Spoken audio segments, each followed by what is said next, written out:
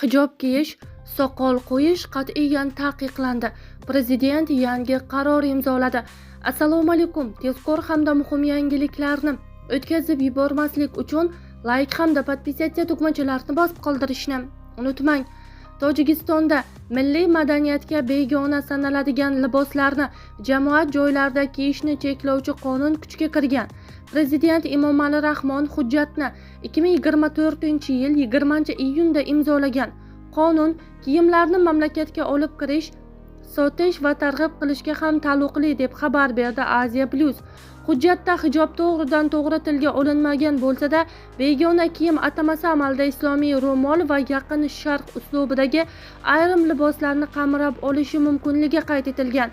Shu bilan birga qonun qabul qilingan paytda taqiqlangan kiyimlarning aniq ro'yxati ochiqlanmagan.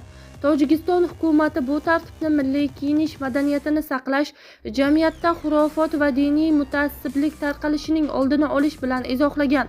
Qonun talablariga amal qilmaslik uchun jarima choralari belgilangan. Qonun jamoatchilikda turli munosabatlarga sabab bo'lgan.